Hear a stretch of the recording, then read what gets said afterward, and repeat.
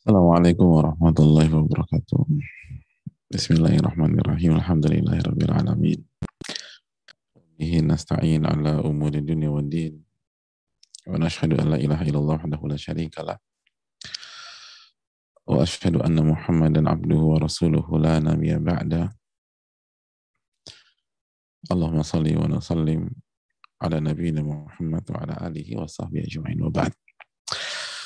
Hadirin Allah muliakan, khususnya ibu-ibu sekalian maupun bapak-bapak atau ikhwan yang ikut hadir dalam kajian wanita ini, marilah kita membuka majelis ini dengan bersyukur kepada Allah Subhanahu wa taala atas kesempatan dan taufik yang Allah berikan kepada kita sehingga kita bisa bersua kembali di kajian wanita yang tidak harus diikuti oleh wanita, karena ada banyak laki-laki itu butuh ilmu untuk ibunya, butuh ilmu untuk istrinya,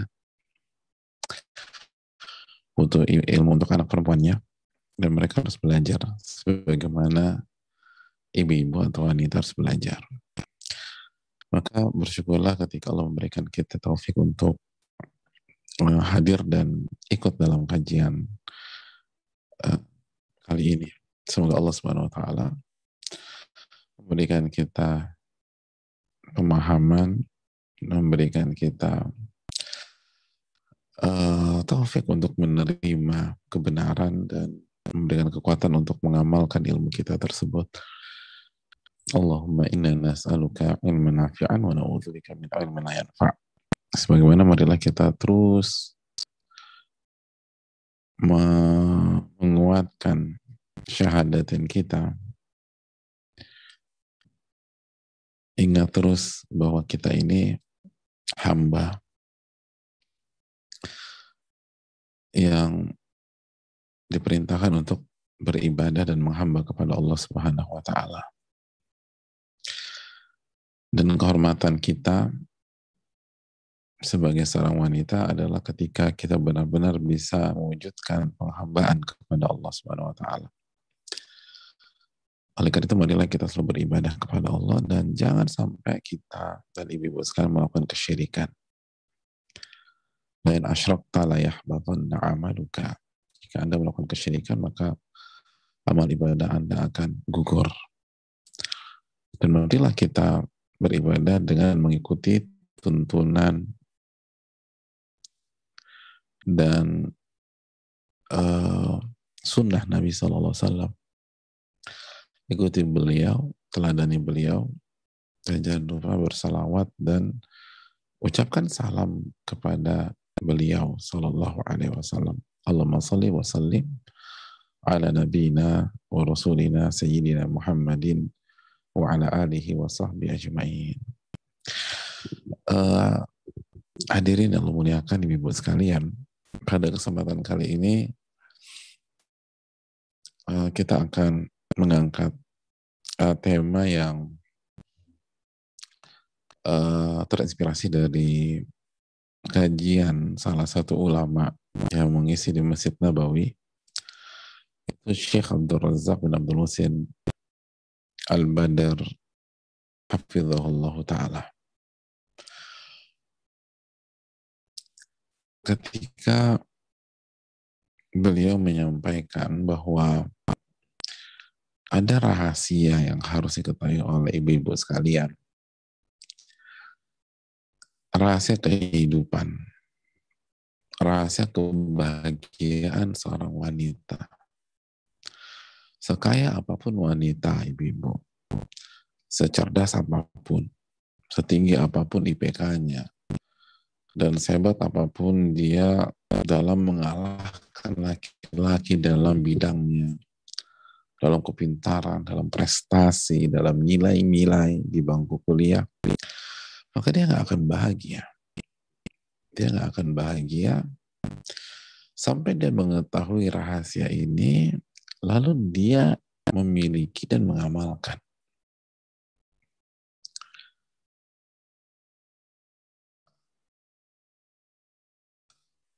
Karena banyak orang berpikir bahwa eh, kesuksesan dirinya atau diri kita sebagai wanita dan kemerdekaan hidupnya itu pada saat dia mengalahkan laki-laki.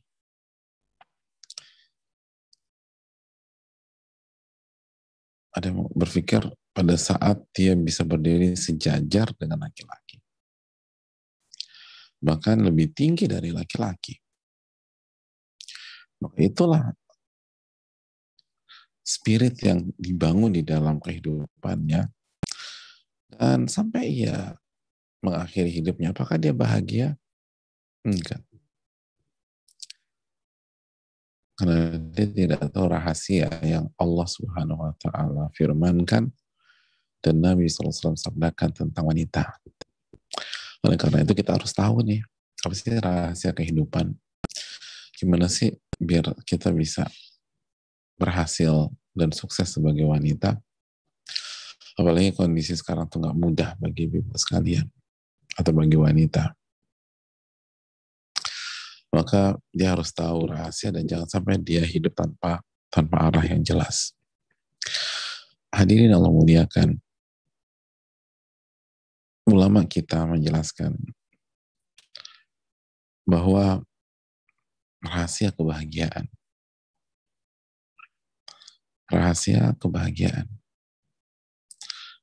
dan rahasia kesempurnaan hidup seorang wanita adalah ketika dia menjadi hamba Allah. Dia taat kepada Allah.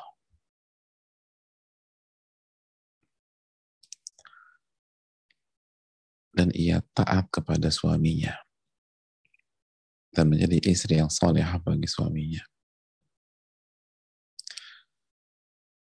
Jika dua hal ini dimiliki,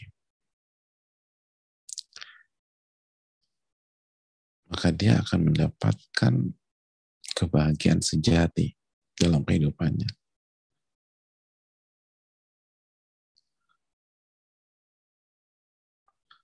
Dan dia benar-benar merasakan kehidupan yang benar-benar hidup. Dia akan dapat ketenangan, kenyamanan. Dan ini yang dijelaskan oleh Allah Subhanahu wa Ta'ala dan Nabi-Nya sallallahu alaihi wasallam. Hadirin Allah muliakan. Inilah rahasia bagi seorang wanita. Allah berfirman dalam surat An-Nisa ayat 34.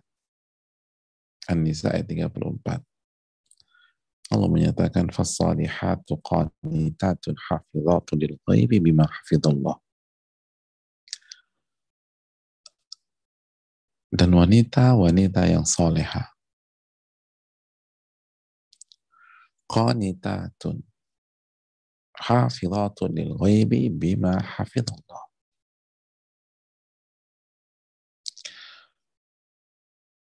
Wanita-wanita yang solehah, mereka itu taat. Kata Abdullah bin Abbas, taat kepada suami dan menjaga hak suaminya ketika suaminya nggak ada. Dia jaga dirinya, dia jaga kehormatannya, dia jaga hartanya ketika suaminya nggak ada atau dia sedang tidak berada bersama suaminya.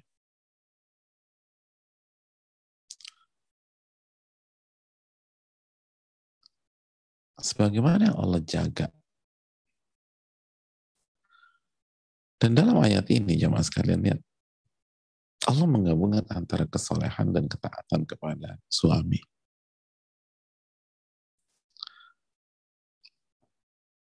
Allah mengaitkan atau menggabungkan kesolehan, hubungannya dengan Allah, lalu hubungannya dengan suami. Qanitatun.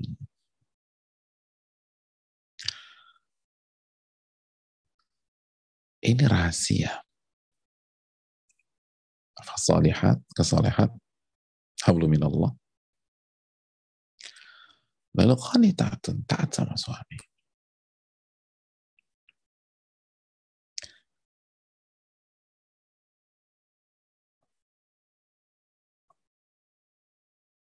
Itu kunci kebahagiaan, itu rahasia, kata para ulama.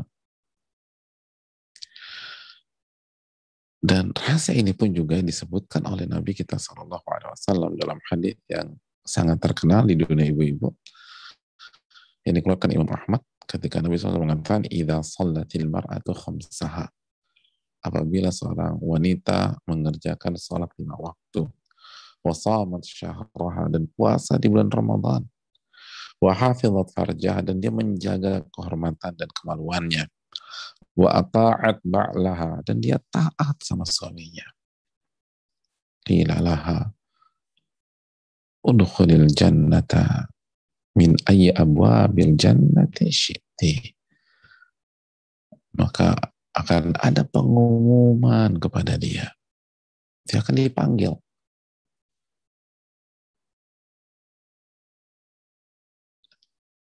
Dan dikatakan masuklah ke dalam surga dari pintu surga yang kamu inginkan.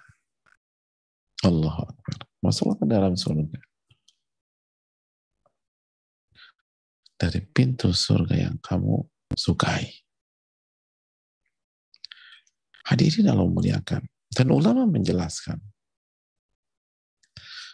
bukan berarti wanita hanya mengerjakan amalan yang disebutkan Nabi di atas, lalu selesai masalah. Karena dalam hadis itu Nabi hanya menyebutkan salat 5 waktu lalu puasa Ramadan. Bukan itu poinnya, atau bukan sebatas itu poinnya. Poinnya adalah dia harus jaga hak Allah. Dia harus baik punya hubungan dengan Allah. Yang hak Allah itu diwakilkan dalam hadis ini dengan sholat 5 waktu dan puasa Ramadan.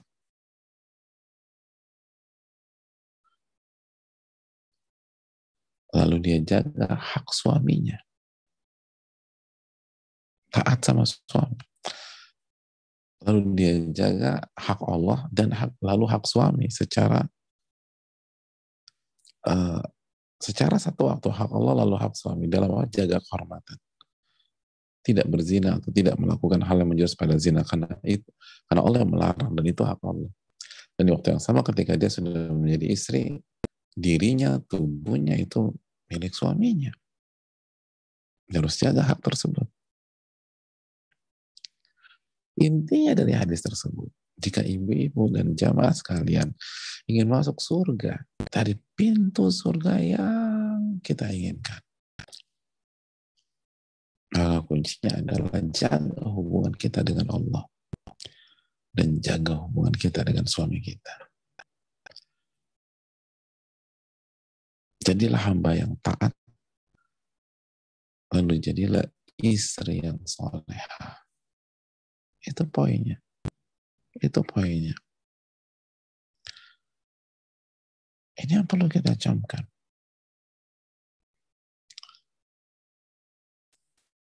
Karena Allah dan Rasul tekankan itu, ya Mak.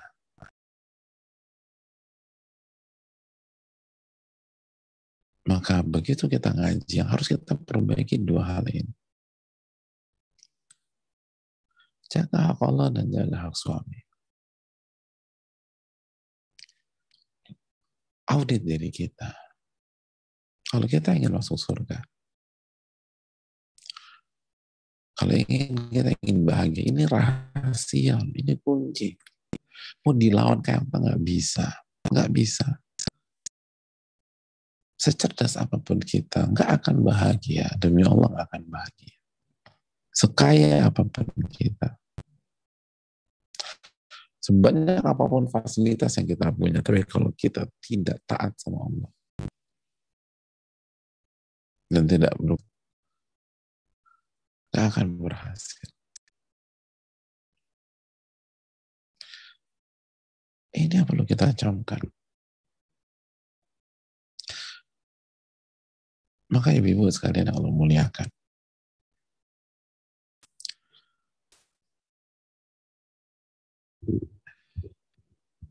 pegang dua hal ini. Nah, lalu mungkin ada yang bertanya,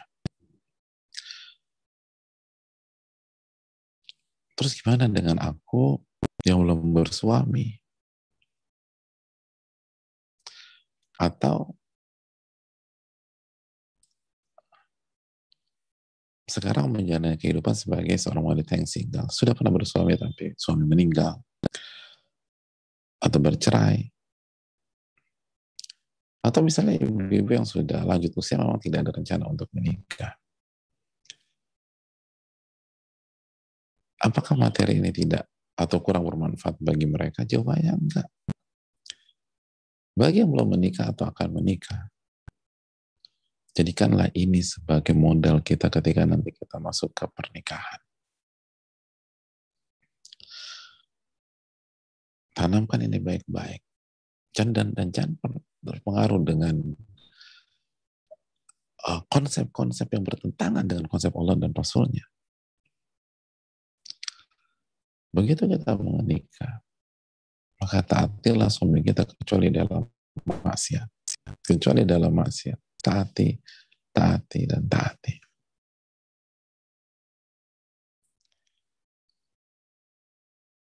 Dan justru kita bersyukur. Kita tahu rahasia ini sebelum kita melakukan. Sesuai dengan ucapan Imam Bukhari, al-ilmu qabla al-qawli wal-amal, ilmu dulu sebelum berbicara dan beramal. Sebelum kita menjalani kehidupan rumah tangga, kita tahu ternyata suami itu harus prioritas ya setelah Allah ya. Dan ketika kita lihat di lapangan, kita jadi tambah bersyukur lagi karena banyak wanita yang tidak bahagia dan gagal karena tidak tahu rahasia ini atau terlambat mengetahui rahasia ini. Rumah tangganya keburu berantakan duluan. Keburu hatinya keburu hancur duluan. Alhamdulillah, aku tahu sebelum aku menikah ya. Aku bersyukur sama Allah Subhanahu wa taala. Lalu mungkin timbul lalu bagaimana dengan aku nih Pak Ustadz? Suamiku udah meninggal. Dulu aku nggak tahu kayak begini, aku ngejawab, aku ngelawan, aku suara tinggi, atau rumah tanggaku sudah berakhir Ustadz. Dan benar apa yang dikatakan ulama, ketidaktahuanku tentang rahasia ini buat hidupku berantakan. Kehidupan rumah tanggaku dan keluargaku ibarat neraka dunia. Terus gimana? Jangan berkecil hati. Untuk kasus ini, bersyukurlah kita tahu rahasia itu sekarang. Sehingga kita bisa bertobat kepada Allah. Kita bisa evaluasi. Dan ini dijadikan bekal untuk kesempatan kedua yang insya Allah Allah berikan kepada kita. Jika Allah berikan. Atau kesempatan ketiga yang Allah berikan kepada kita. Misal dua pertanyaan kita berantakan kemarin. Ya udah, semoga Allah kasih kesempatan ketiga. Perbaiki diri. Pegang dua rahasia atau rahasia ini.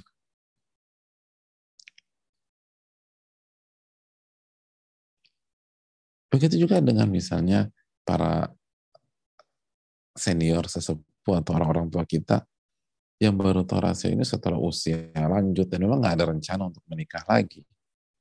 Udah tinggal single dan seterusnya. Terus gimana? Ini materi juga penting agar kita tutup kehidupan kita dengan husnul khotimah. Kita perbanyak taubat. Ketidaktahuan kita tentang rahasia ini seringkali membuat kita dulu ngejawab suami, ngebentak suami, suara tinggi pada suami, marah sama suami, tekan suami. Dan kalau dulu kita udah taat sama Allah dan taat pada suami selama tidak maksiat, maka di akhir kehidupan kita ini kita bernafas lega, alhamdulillah. Ternyata sikap saya dulu tuh benar ya. Dan terbukti saya bahagia, rumah tangga saya begitu indah. Dan semoga saya dikumpulkan lagi dengan beliau di surga. Dan kalau ternyata dulu masalah, taubat kepada Allah. Bersyukur kepada Allah baru kasih tahu kita sekarang. Atau telah kasih tahu kita sekarang sebelum kita meninggal. Sehingga kita bisa bertobat. Jadi ini penting ya mas. Ini bukan hanya tentang ibu-ibu yang sedang berumah tangga atau yang sedang punya keluarga, tapi untuk semua wanita. Karena kita akan dihisap dengan ini. Kita akan dihisap dengan atau dalam hal ini. Itu yang harus kita camkan.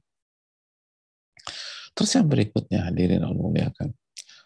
Dan yang perlu kita ingatkan juga, hak Allah yang dimaksud bukan hanya amalan zohir, bukan hanya tentang sholat, bukan hanya tentang puasa,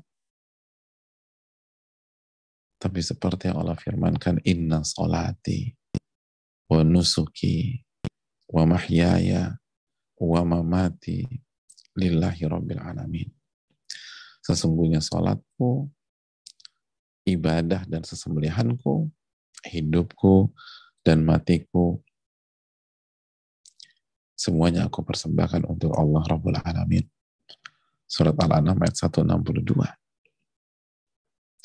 Ini mencakup amalan-amalan zohir seperti sholat, dan juga amalan-amalan batin seperti amalan hati. Ada banyak ibu-ibu merasa sudah sholat, sudah puasa, tapi tetap tertekan dengan kehidupannya. Dan merasa tersiksa dengan rumah tangganya. Lalu suami yang disalahin. Nggak romantis lah, pelit lah, lalu nggak bisa jadi imam lah, dan seterusnya. Padahal masalahnya bukan pada suaminya. Allah katakan, wa ma asabakum min musibatin fa bima kasabat aydikum. Apapun yang menimpa kalian itu karena kesalahan kalian sendiri. Wa ya'fu an katsir, dan Allah telah ampuni banyak sekali dosa kalian tersebut. Surat Asy-Syura ayat 30. Betul, mungkin suami kita bukan pemimpin yang baik, tapi yang membuat kita merana dan meradang bukan dia. Yang membuat kita merana dan meradang adalah karena kita kurang ikhlas dalam menjalani hidup. Itu. Suami kita nih kerjanya main game terus. Masya Allah. Itu kan nggak benar Pak Ustadz. Iya nggak benar. Ya bukan itu penyebab kita nggak bahagia. Kita nggak bahagia itu karena kita kurang beribadah kepada Allah. Kita kurang berzikir. Ala bidzikrillahi tatmainnul qulub. Ketahuilah dengan berzikir kepada hati jadi tenang. Hati jadi tenang. Kita nggak membenarkan suami kita main game terus. Tapi bukan itu penyebab kita merana dan tidak bahagia. Bukan itu yang menyebabkan kita marah-marah dan kesal. Kita marah-marah dan kesal itu karena kurang zikir, sehingga terpancing sama Allah, terpancing sama syaitan laknatullah alaih. Makanya kan obat marah-marah itu zikir. Kata Nabi, a'udzubillahi minasyaitan. Aku berlindung kepada Allah dari godaan syaitan. Obatnya bukan membungkam suami, marah-marah sama suami atau sama anak. Itu jemaah. Kan begitu hadirin. Jadi ketidakbahagiaan kita itu karena kegagalan kita jadi seorang hamba. Kurangnya kita berzikir kepada Allah. Lalainya kita dalam sholat. Masih jauhnya kita dari Allah Tabaraka wa Ta'ala. Yang bikin kita emosi itu bukan anak-anak, ibu-ibu. Bukan suami. Bukan orang tua. Bukan. Tapi coba deh, salah satunya mungkin jauhnya kita dari Al-Quran. Jauhnya kita dari Al-Quran. Bukan kalau mengatakan wa nunazzilu minal Quran ma huwa syifa. wa rahmatun lil mu'minin. Dan kami turunkan dari Al-Quranul Karim ayat-ayat yang berfungsi sebagai obat dan kasih sayang bagi orang-orang beriman. Kasih sayang. Al-Isra ayat 82. Al-Isra ayat 82. Jadi ketika kita merasa suamiku nih gak peka, gak romantis, anak-anak juga ngebantah aja kerjaannya. Lalu kita marah-marah. Gak ada perhatian anak-anak ini. Oh bukan. Betul, mereka salah. Kita nggak membenarkan kesalahan. Tapi ketika kita merasa kurang kasih sayang, itu bukan karena itu. Karena kita kurang dekat sama Al-Quran. Kalau la qadarullah ada wanita punya tipikal suami seperti itu, anak-anak demikian, tapi dia dekat sama Al-Quran, maka rahmat dan kasih sayang tidak akan kurang dalam dirinya. Kan Allah mengatakan wa nunazzilu minal Qur'an ma huwa syifa wa rahmatun lil mu'minin. Dan kami turunkan dari Al-Quran ayat-ayat yang berperan sebagai obat penyembuh dan rahmat kasih sayang bagi orang-orang yang beriman. Itu hadirin Allah muliakan. Jadi ini bukan hanya tentang sholat atau tentang puasa. Ini bukan taat sebagai dalam hal yang zahir. Ini tentang taat luar dalam, jemaah. Taat luar dalam. Gitu hadirin.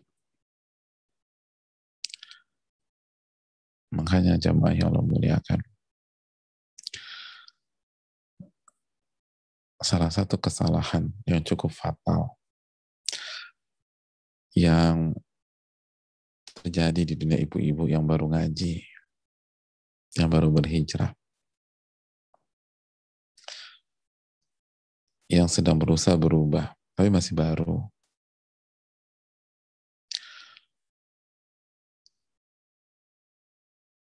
Adalah cepatnya menyimpulkan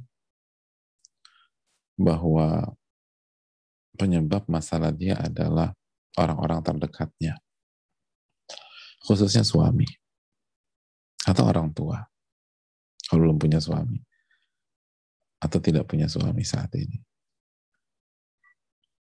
atau keluarga. Enggak. Makanya salah satu yang disayangkan, banyak ibu-ibu atau wanita yang terburu-buru minta khulu atau bercerai dengan suaminya dengan alasan bahwa suaminya nggak seperti Rasulullah SAW.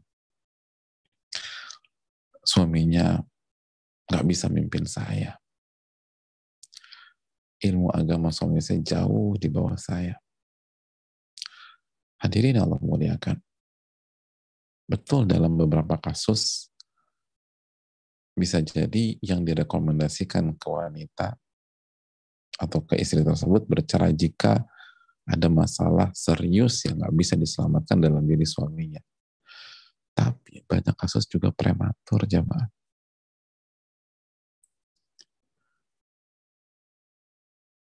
Ketidakbahagiaan mereka itu bukan karena suami, tapi karena mereka nggak sabar.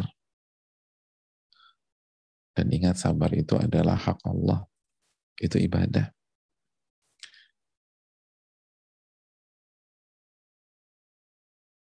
Betul, misalnya suaminya belum bisa jadi pemimpin dan belum mengaji.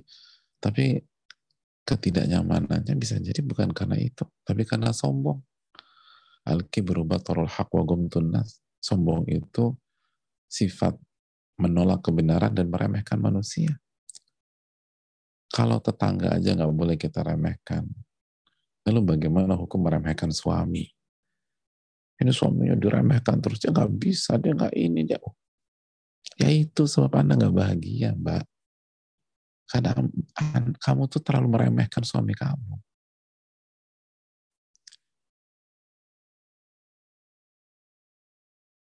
Makanya ada banyak kasus demikian. Udah kita bercerai aja. karena aku butuh pemimpin. Sabar. Ada banyak kasus. Jika istri sabar, lalu istri bertakwa sama Allah, lalu berdoa siang malam, itu suami Allah kasih hidayah dan mendukung. Ya habis suamiku nggak dukung aku ngaji Pak Ustadz. Iya, itu salah. Tapi apa benar akar masalahnya dari beliau? Jangan dari kita. Karena kita belum bisa jadi hamba yang baik.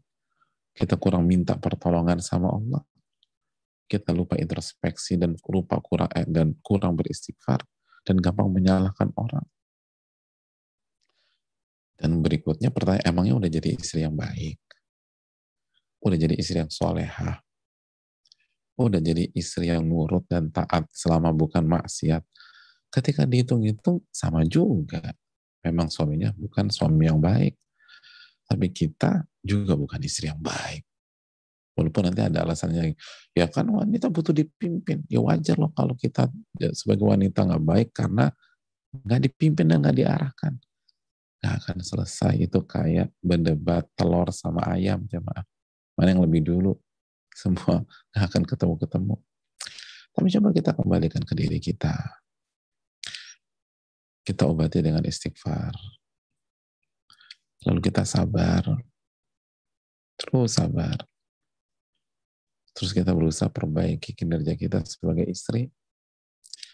Mulai nggak bentak-bentak suami, lembut sama suami, nurut sama suami. Apa susahnya Allah kasih hidayah? Ini yang perlu kita camkan jemaah. Ini rahasia. Perbaiki hubungan dengan Allah, lalu perbaiki hubungan kita dengan suami. Dan jangan nuntut suami. Wah, ini belain suami. Enggak. Ini kan karena kajian ibu-ibu. Tenang aja ibu-ibu. Kalau kita bicara dari sisi laki-laki, jelas kita akan tuntut laki-laki untuk bisa berperan sebagai pemimpin. Dan dosanya lebih gede, jemaah. Itu pemimpin kan fatal.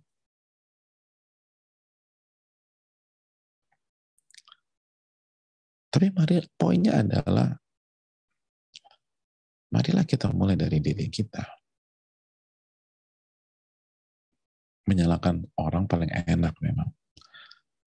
Menyalahkan suami paling enak, sebagaimana bagi suami paling enak nggak nyalain istri. Tapi apakah itu solusi? Bukan solusi. Ini yang perlu kita camkan. Masalah kita di dua hal ini. Hubungan kita dengan Allah nggak bagus, lalu hubungan kita dengan suami nggak sehat. Atau kalau hubungan sama suami bagus, hubungan sama Allah jelek, bermasalah juga nanti. Tapi manusia kan suka gitu kan. Enak, nyalain orang tuh paling enak.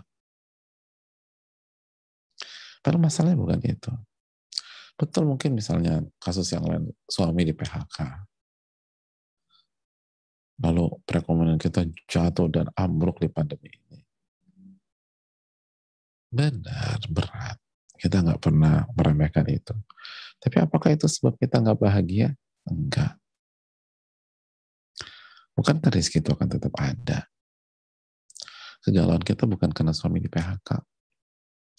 Kegalauan kita adalah kurangnya iman dengan nama-nama dan sifat Allah. Bahwa Allah itu Ar-Razzaq. Allah yang maha memberikan rezeki. Dan keyakinan bahwa kita tidak akan wafat sampai rezeki kita diberikan secara sempurna oleh Allah. Berarti ketika kita masih dapat kesempatan hidup, disitulah rezeki Allah ada. Cuman kita nggak yakin, kita nggak optimis. Akhirnya Allah berfirman, "Anna inda dhanni 'abdi bi", aku ini tergantung prasangka hambaku terhadap diriku. Hadirin Allah muliakan. Ini tentang itu kok. Jaga hubungan kita dengan Allah, lalu jaga hubungan kita dengan suami. Terakhir, mungkin ada yang mengatakan, Ustaz, tapi kan kita hidup bukan hanya tentang hablum minallah dan hubungan kita dengan suami. Kan ada orang tua, ada anak, ada silaturahim dan lain sebagainya. Apakah cukup dengan menjaga dua hubungan tersebut? Apakah rahasianya nggak kurang, Ustaz? Jawabannya nggak kurang. Kenapa demikian? Karena pihak-pihak lain sudah masuk ke hablum minallah. Sudah masuk ke hablum minallah. Penyebutan suami itu penekanan. Karena sangat pentingnya suami dalam kehidupan seorang wanita yang berumah tangga. Penekanan. Bukan kalau perintahkan kita berbakti kepada orang tua. Bukan kalau Allah Subhanahu wa taala memerintahkan kita mendidik anak dan menyayangi anak kita. Bukankah kita diperintahkan untuk silaturahim? Bukankah kita diperintahkan menjaga ukhuwah Islamiyah dan semua itu perintah Allah Subhanahu wa taala. Sebagaimana Allah yang perintahkan kita untuk taat kepada suami. Tapi sekali lagi, saking besarnya kedudukan suami, maka disebutkan secara spesifik dan menjadi rumus dan rahasia khusus dalam masalah ini. Makanya kan kata Nabi SAW, kalau aku diperbolehkan memerintahkan seseorang untuk sujud kepada seseorang, aku akan perintahkan istri sujud kepada suaminya. Tapi nggak boleh sujud loh. Sampai begitu kata Nabi SAW. Jadi kalau kita ingin bahagia, bola di tangan kita. Mungkin kita yang jalanin hidup kok. Kalau kita ingin bahagia, kita ingin tenang, kita ingin nyaman, seberat apapun, genggam rahasia ini. Ini rahasia para ulama. Ini bukan tentang kecerdasan semata, bukan tentang pengalaman hidup semata, bukan tentang kekayaan, bukan tentang status sosial. Ini tentang hubungan kita dengan Allah, lalu dengan suami kita, dan mulai dari diri kita, jangan untuk orang. Justru sebaliknya, wanita akan diancam dengan neraka ketika dia kufur nikmat. Dan salah satu bahan bakar kufur nikmat apa? Fokusnya nyalain orang. Makanya kata Nabi, apabila salah seorang dari kalian berbuat baik kepada istrinya, lalu suatu saat istrinya melihat satu hal yang gak berkenan di matanya, langsung mengatakan, suamiku gak punya kebaikan, suamiku tega, suamiku jahat. Karena sepanjang waktu berbuat baik sama istri tersebut. Nabi katakan, itulah menyebabkan wanita menjadi penghuni neraka terbanyak. Ini bisa disampaikan, semoga bermanfaat. Kita buka sesi tanya jawab. Wassalamualaikum.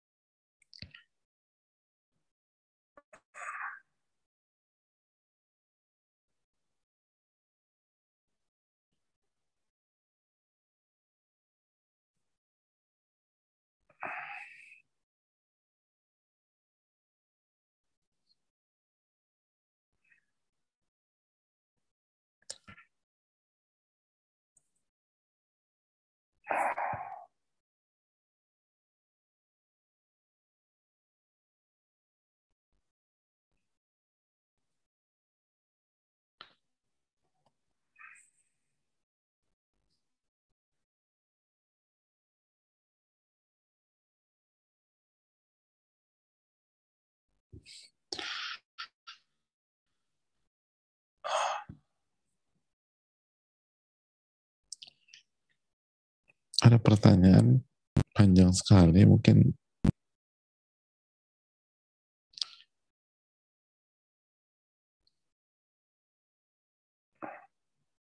bisa dikonsultasikan secara khusus ya.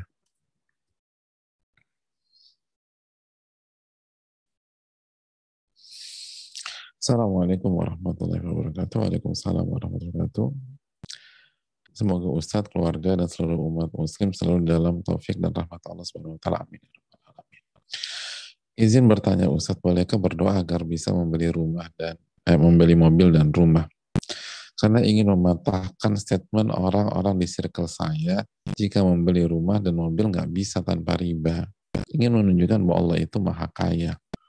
Sangat mudah jika hanya sekedar memberi rumah dan dan mobil dan ke hambanya. Tapi saya merasa kok doanya dunia banget. Takut nanti diuji oleh Allah dengan niatan saya tersebut. Mohon jawabannya Ustaz. Jazakallahu khairan. Barakallahu fiik. Ya, terima kasih atas pertanyaannya. Kalau ditanya boleh, hukum asalnya boleh. Jangankan mobil sama rumah. Masih ingat hadits qudsi yang kita bahas dalam Riyadhus Shalihin?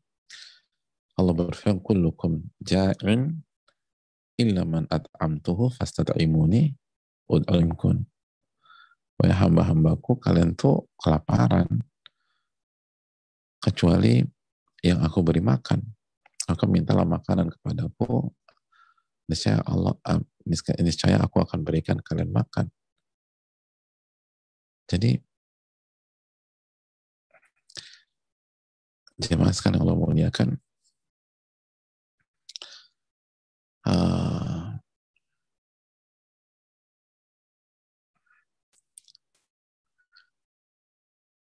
sudahkah kita minta makanan hari ini kepada Allah Subhanahu wa taala? Dan Allah katakan kullukum atin, dan semua kalian itu telanjang kecuali yang aku berikan pakaian. Mintalah pakaian kepada diriku, niscaya aku akan kasih kalian pakaian. Sudahkah kita minta pakaian pada hari ini kepada Allah? Maka mintalah segala sesuatu kepada Allah. Bahkan para ulama dulu tuh minta garam sama Allah. Garam habis, doa sama Allah. Tali sendal atau sepatu putus, minta sama Allah. Jadi mintalah sama Allah.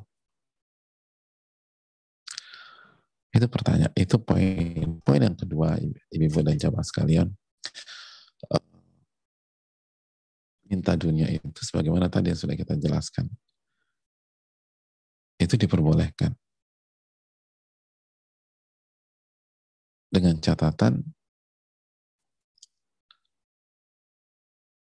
yang pertama menunjukkan ketidakmampuan kita dan kerendahan kita sebagai seorang hamba kepada Rabb-Nya, sebagai simbol kebutuhan kita sebagai seorang hamba secara mutlak kepada Rabb-Nya, kepada Allah Subhanahu wa taala. Dan juga jangan hanya minta dunia saja, minta ke akhirat untuk membuktikan bahwa memang ini dalam rangka menunjukkan kebutuhan kita secara mutlak kepada Allah, bukan karena kita terobsesi terhadap dunia. Nah, itu poin. Terus yang berikut. Tapi kalau niatnya untuk berdakwah dan seterusnya, maka tidak dilarang juga. Tidak dilarang juga. Tapi pertanyaan, jujur nggak kita dalam hati kita? Dan ingat, Allah akan uji kita. Wa nablu akhbarakum. Kami akan uji kondisi mereka dalam surat Muhammad 31. Jadi kalau kita niatnya tadi, pertanyaan besarnya, jujur tidak kita?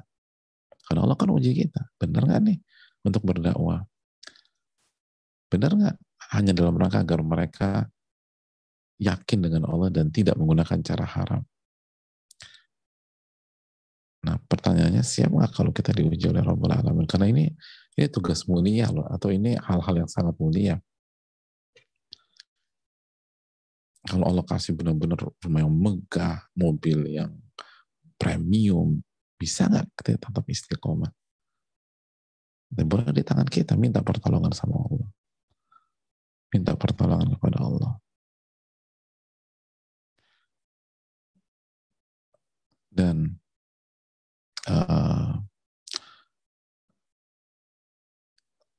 yang terakhir, wa khairul hadi hadi Muhammadin sallallahu alaihi wasallam. Sebaik-baik petunjuk adalah petunjuk Rasul sallallahu alaihi wasallam.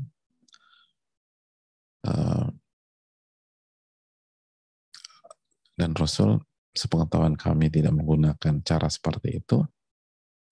tapi tetap jalan on track, dan kita doakan mereka semoga mereka dapat hidayah. Terlepas nanti dapat uang atau enggak. Karena nggak harus demikian juga. Wallahu ta'ala alam bisawab. Mungkin itu.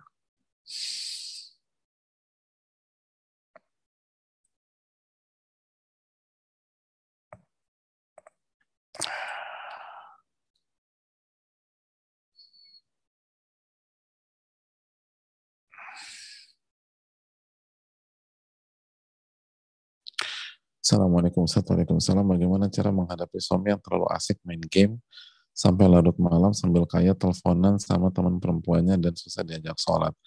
Terima kasih Ustadz. Terima kasih jazakallahu khair. Yang pertama, bagi kita yang lain, bersyukurlah kepada Allah jika kita punya suami yang kondisinya baik, berusaha taat sama Allah walaupun ada yang sempurna. Kita harus bersyukur bahwa di luar sana masih banyak yang kondisinya lebih berat daripada kita. Adapun yang kedua, buat yang bertanya, ibu yang bertanya, semoga diberikan kesabaran menghadapi suami seperti ini. Nggak mudah. Tapi mulailah dari diri sendiri. Kata Nabi SAW, ibda binafsik. Mulailah dari diri sendiri. Coba kuatkan istighfar kita, taubat kita sama Allah. Terus manfaatkan sepertiga malam terakhir.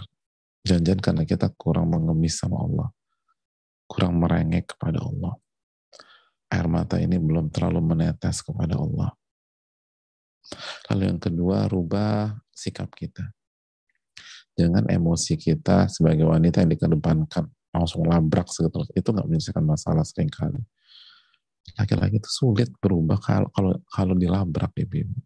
Karena DNA-nya pemimpin itu nggak bisa disidak. Pemimpin yang nyidak, bukan dia yang dipergokin. Jadi banyak kasus itu kalau dipergokin atau itu justru tidak kondusif, dan DNA kepemimpinannya akan berontak. Jadi coba perbaiki diri sendiri. Tahulah, kita harus ngerti dengan siapa kita berhadapan dengan siapa. Itu hal yang perlu kita camkan. Coba perbaiki sikap kita kepada suami kita. Mungkin karena kita tidak bisa menjadi, atau belum bisa, lebih tepatnya belum bisa menjadi teman hidup yang nyaman, teman ngobrol yang baik. Dan nggak usah salahkan siapapun. Mulai dari sekarang perbaiki diri kita. Belajar bicara, belajar berubah, dan minta pertolongan sama Allah. Ya Allah, kasih taufik kepada saya sehingga saya bisa jadi teman bicara suami saya yang enak. Minta pertolongan sama Allah dan mulai pelan, terus ditambah dengan banyak istighfar, banyak bertaubat. Insya Allah, Allah akan rubah semuanya biidznillah ta'ala. Allah ta'ala bismillah.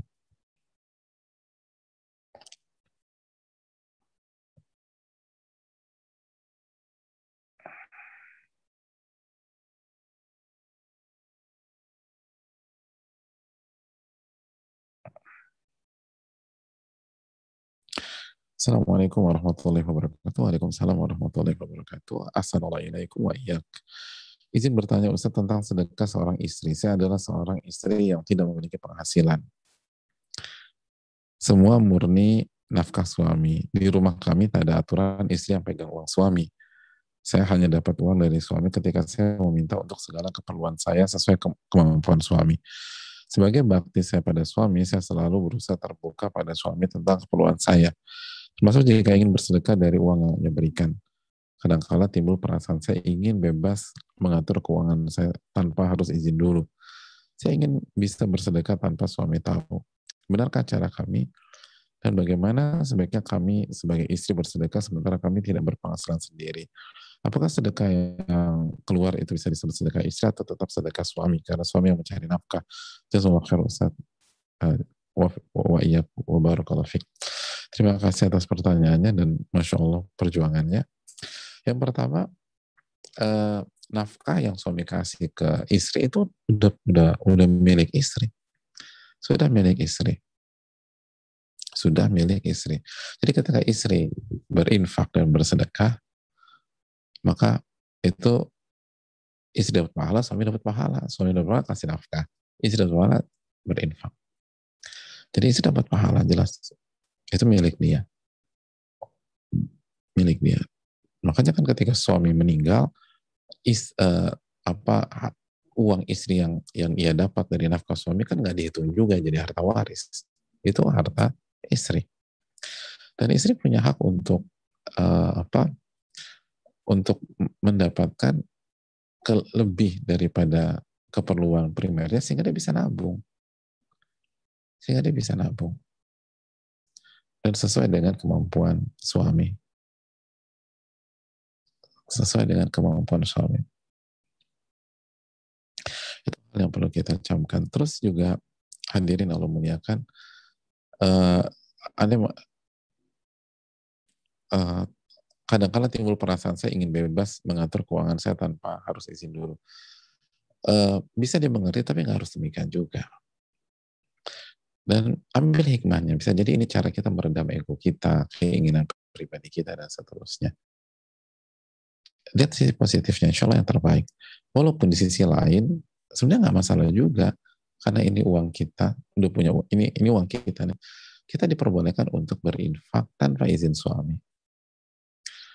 Atau kalau mau lebih ini lagi, lebih komunikatif lagi, dari awal aja bilang bahwa mohon izin saya berinfak atau bersedekah secara spontanitas jika momen itu ada gitu loh, tanpa harus kasih tahu kamu dulu, kamu ridho nggak? Itu kalau mau pakai bahasa komunikasi uh, yang bagus ya. Tapi kalau nggak kasih tahu asal itu uang kita boleh. Dalilnya adalah ketika para sahabat dikumpulkan oleh Nabi SAW. Lalu Nabi SAW mengatakan, wahai para wanita, tasaddaqna, wahai wanita berinfaklah dan bersedekahlah. Dan secara spontanitas wanita yang hadir atau sahabat yang hadir di saat itu langsung menginfakkan atau mensedekahkan apa yang dia punya dan apa yang dia bawa pada saat itu. Jadi on the spot langsung dikasih. Dan tidak diriwayatkan mereka semua minta izin dulu ke suaminya. Apalagi nggak ada handphone kan, nggak WA dulu, gimana harus pulang dulu kan. Oh itu langsung Nabi dengan para wanita. Dari sini menunjukkan bahwa bolehnya wanita menginfakkan hartanya bukan harta suaminya, hartanya sendiri tanpa izin suaminya. Allah Ta'ala bisa.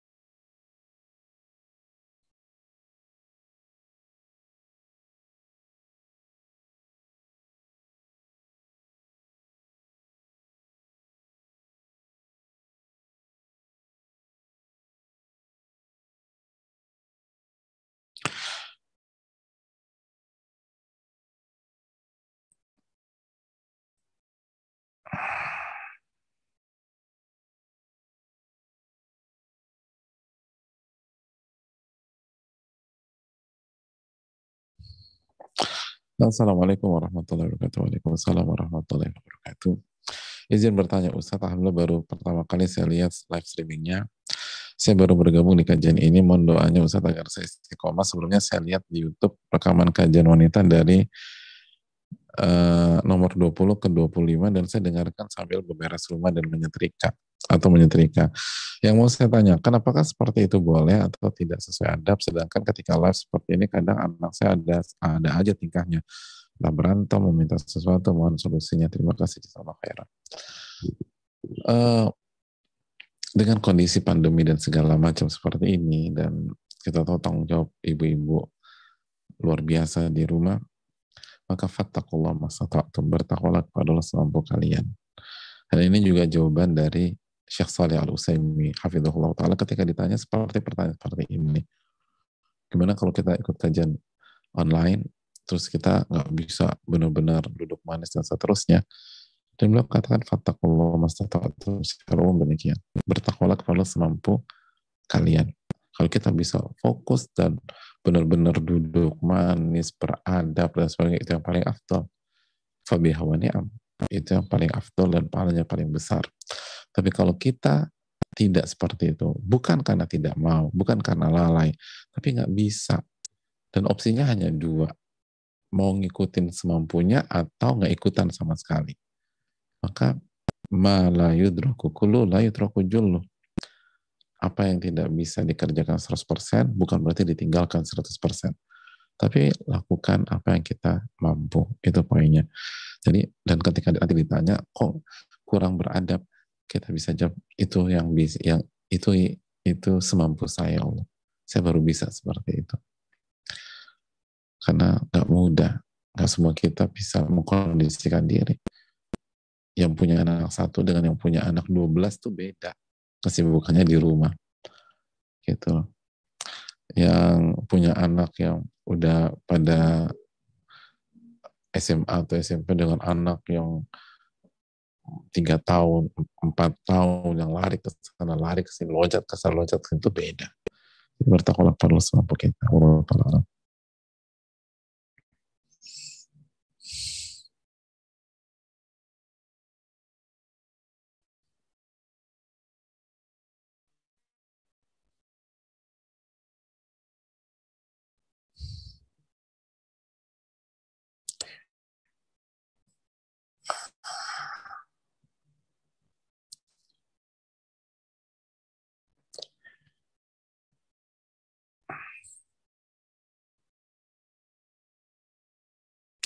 Assalamualaikum warahmatullahi wabarakatuh. Waalaikumsalam warahmatullahi wabarakatuh.